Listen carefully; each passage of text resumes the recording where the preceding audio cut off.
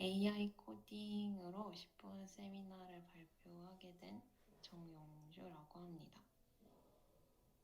AI 코딩이란 말을 다들 들어보셨나요? AI 코딩은 쉽게 얘기해서 AI가 코딩을 해주는 것을 의미합니다. 최근 들어서 AI 코딩 프로그램이 많이 생겨나고 있는데요. 먼저 AI 코딩이 만들어지게 된 배경은 무엇일까요?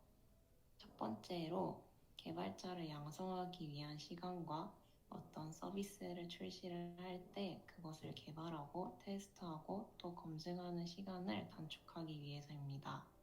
그리고 두 번째로 비개발자도 코딩할 필요성이 증가했기 때문인데요. 이때 개발자가 존재하지 않아도 AI 코딩을 이용하면 개발자의 업무까지 대체할 수 있기 때문입니다. 즉, 반복적인 작업은 컴퓨터한테 맡기고 인간은 추상적인 검토와 판단 그리고 명령만 내리면 되게끔 하기 위해서입니다. 이렇게 많은 도움을 주는 AI 코딩은 현재 대표적으로 한 5개 정도가 있는데 하나씩 알아보도록 하겠습니다. 일단 첫 번째로 GitHub 코파일럿이라는 프로그램이 있는데 GitHub 코파일럿은 GitHub가 2021년 출시한 자동 코드 완성 인공지능으로 오픈AI의 GPT-3 모델을 이용을 해서 GitHub의 많은 레포지토리들을 학습시키는 방식으로 개발되었습니다. GitHub 코파일럿은 이제 많은 레포지토리에 있는 코드를 학습을 해서 코드 편집기와 함께 작동을 하면서 다음 단계를 제안하는 서비스인데요. 이때 주석이나 함수 이름에 담긴 의미를 파악을 해서 코드를 자동 완성을 해줘서 이제 단순하고 번거로운 작업을 자동화해주는 일을 합니다.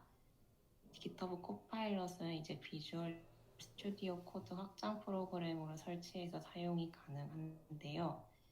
이제 이 프로그램은 단점이 명확하게 두 개가 있는데, 첫 번째로 많이 사용되지 않는 기능들은 학습 데이터가 작다 보니까 원하는 결과를 얻기 어렵다는 단점이 있고, 또 다른 하나는 이제 GitHub에 있는 코드들로 학습을 하다 보니 저작권에 저촉되는 자료가 혹시 있다면 저작권 침해 논란이 발생할 수 있다는 단점이 있습니다. 두 번째로 인텔리코드라는 프로그램이 있는데 마이크로소프트가 답넷 프레임워크 기반의 프로그래밍을 돕는 AI를 개발했는데 그것이 바로 인텔리코드입니다. 인텔리코드도 비주얼 스튜디오에서 확장 프로그램으로 설치해서 사용을 할 수 있는데 인텔리코드 또한 GitHub에 있는 프로젝트들을 중심으로 학습된 프로그램입니다. 대신 인텔리코드는 스타를 100개 이상 받은 것들로만 학습을 시켰고요. 이제 인텔리코드도 그 여러 오픈소스 코드와 일반적인 문서를 혼합해서 학습을 했기 때문에 코드 자동 완성과 코드 작성 시 코드를 디버그해주는 기능을 가지고 있습니다. 그리고 세 번째로 딥데브라는 프로그램이 있는데 딥데브는 마이크로소프트가 어플리케이션 개발자를 지원하기 위해서 개발 중인 자체적인 머신러닝 모델입니다. 딥데브는 소스 코드를 이해하고 사용하는 데 중점을 두어서 여러 오픈소스 코드와 일반적인 문서를 혼합해서 학습을 시켰는데요. 딥데브는 대신 사용하려면 적절한 API 키가 있어야 되고 그리고 도구를 사용해서 코드를 빌드하기 전에 시험해 볼 수 있는 기능도 제공을 합니다. 그리고 코덱스라는 프로그램도 있는데요. 코덱스는 오픈AI가 공개한 GPT-3 후속 기술로 코드로 변환하는 새로운 딥러닝 언어 모델입니다.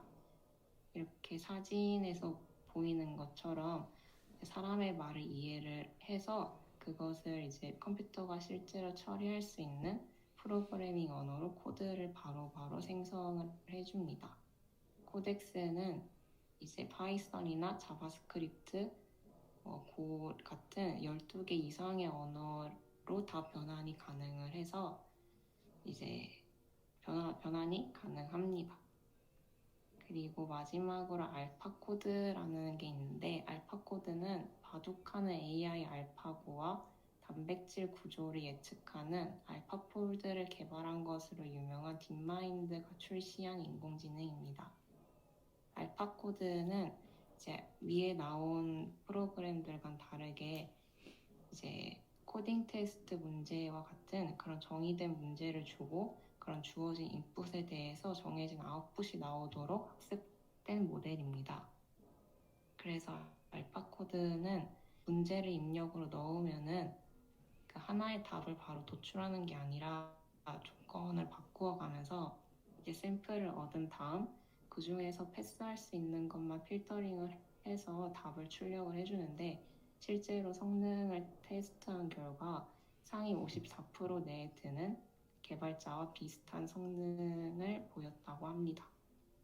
대신 단점으로는 이제 샘플을 여러 개를 얻은 다음에 이제 결과를 필터링을 해서 이제 최종 코드가 길어지면 그만큼 예측해야 되는 토큰 수가 늘어나기 때문에 이제 긴 코드 작성에 어려움이 있어서 정확도가 낮아지고 비효율적이라는 단점이 있습니다. 그래서 이렇게 AI 코딩 도구들을 대표적으로 한 5개 정도만 설명을 했는데, 이제 현재는 이것들 말고도 더 많은 서비스들이 개발이 되고 있습니다. 또한 다양한 산업군에서 이제 디지털 트랜스포메이션이 이루어지고 있는 지금 로우 코드나 노코드 플랫폼이 거론되고 있는 상황에서 AI 코딩 도구가 산업화에서 사용될 수 있는 비율이 점점 더 높아지고 있다고 합니다. 그렇다면 우리 개발자들은 이런 AI 코딩에 대해서 어떠한 태도를 취해야 할까요? 먼저 이제 개발자들은 실무에서 다양한 솔루션을 사용을 해서 서비스를 만드는데, 서비스를 만들기 위해서 이때까지 학습하고 경험한 모든 내용을 합해서 최적의 방안을 찾아냅니다. 근데 이런 방식은 컴퓨터가 할 수 있는 영역이 아니기 때문에 여전히 개발자인 사람의 몫으로 남아있을 겁니다. 그래서 AI 코딩 도구들의 발전을 단순 코더의 일이 줄어드는 것으로 받아들이고 개발자의 효율을 높여줄 수 있다고 생각해야 할 것입니다. 그래서 개발자는 더 높은 수준의 의사결정이 필요한 시스템 설계나 추상화, 아키텍처링 같은 부분에서도 능력을 키우면 좋을 것 같습니다. 그래서 이러한 AI 코딩 도구들을 개발자의 보조자로서 어떻게 잘 활용할 수 있을지를 한번 고민해 보면 좋을 것 같습니다. 이상 발표를 마치겠습니다.